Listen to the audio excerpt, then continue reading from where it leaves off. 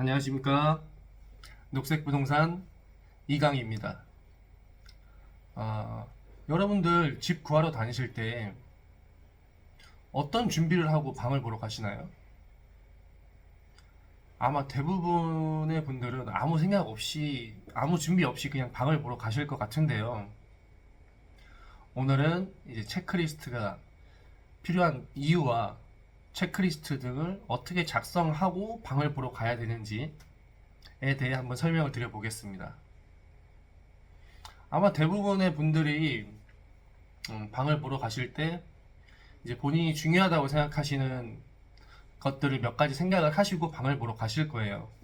예를 들면 해는 잘 들어오는지, 아니면은 뭐 벽에 물 새는 흔적은 없는지, 곰팡이는 없는지, 벌레가 있던 흔적은 없나, 이런 것들을 살펴보실 겁니다. 처음에 이제 꼼꼼하게 살펴보시죠. 근데 집을 보통 뭐 한두 개 보고 계약하시나요?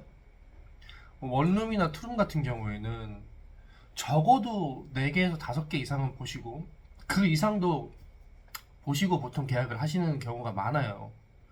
처음에는 꼼꼼하게 막 확인을 하셨는데 나중에 보는 집이 막 5개, 6개 넘어가면서부터는 꼼꼼하게 본 것들이 이 집이 저 집이었나, 이 집이 그랬나, 이 집이 그랬나, 어땠나에 대해서 본인이 다 기억하실 수가 없어요. 그러다 보니까 이제 나중에는 그냥 자기의 느낌, 그냥 뭐 이 집이 깨끗했고 뭐 이 집이 조건이 좋았지, 뭐 이런 느낌 가지고 보통 이제 나중에 계약을 하시더라고요.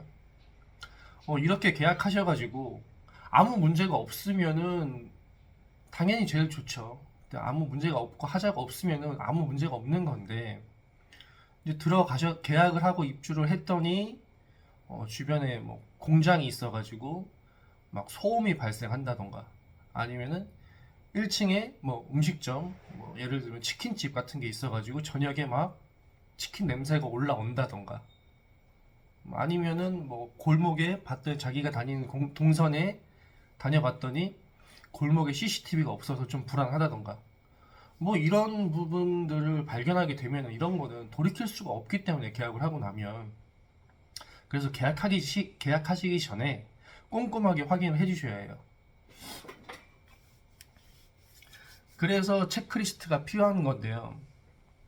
이제 체크리스트를 작성을 하실 때 항목을 한 20개에서 30개 정도 만드시는 걸 추천드리고, 본인이 항목을 만들 때 1번에서 한 5번 정도까지는 가장 본인에게 중요한 것, 예를 들면 나는 해가 안 드는 집에서는 살 수가 없어, 나는 곰팡이가 있는 집에서는 살 수가 없어, 나는 뭐 물이 샌 흔적이 있는 집에는 살 수가 없어, 뭐 벌레가 있던 집, 뭐 본인이 가장 중요하게 생각하는 것들을 1번에서 한 3가지에서 5가지 정도를 먼저 적어 놓으시고, 만약에 그 부분에 해당이 된다, 그러면 그 집은 이제 더 이상 그 아래는 볼 필요가 없기 때문에 가장 먼저 본인이 중요하다고 생각하시는 거를 적어서 체크를 하시고, 그 다음에는 이제 본인의 상황에 맞게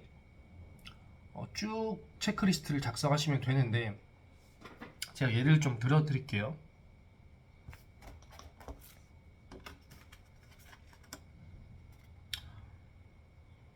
예를 들면은 뭐 본인이 가지고 있는 장롱의 크기가 좀 높다던가, 그래서 그 집에 뭐 들어갈 수 있다던가, 이런 장롱의 크기, 아니면 1층에 뭐 현관이 이중으로 보안 설치가 되어 있는지, 아니면 뭐 주변의 역까지의 거리, 그 다음 뭐 마트까지의 거리, 뭐 방범창은 있는지, 주변에 뭐 혐오 시설은 없는지, 어, 그리고 집에 이제 대출의 비율이 몇 프로나 되는지 등등에 대해서 이제 체크리스트를 쭉 하시는 게 좋습니다.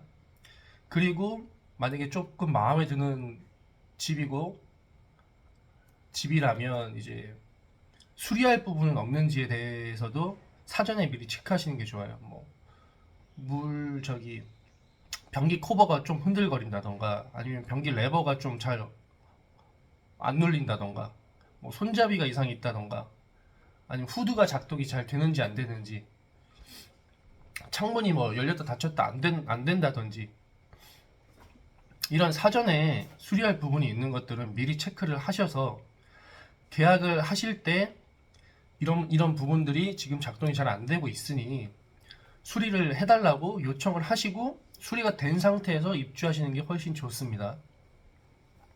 이렇게 체크리스트를 작성을 하시는데 체크리스트에 100%다 마음에 드는 100점 만점짜리 집을 구하시는 게 가장 좋겠지만 현실적으로 그러긴 힘드세요. 그렇기 때문에 체크리스트에 한 70% 이상 정도 점수를 받는 집이 있다. 그러면 그 집은 계약하셔도 크게 문제는 없습니다. 그리고 이제 체크리스트를 뭐 종이로 뽑아가지고 막 하나씩 막 이렇게 체크하고 다니시는 분들은 없겠죠. 혹시나 해서 말씀을 드려요.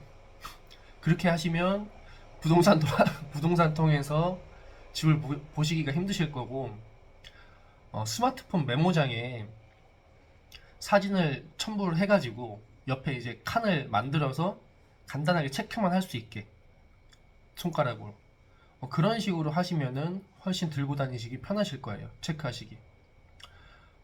그래서 오늘은 방을 구하러 다니시기 전에 체크리스트를 작성해서 방을 보러 다니시면 훨씬 좋은 점과 그 체크리스트 작성 방법에 대해서 설명을 드려 봤습니다.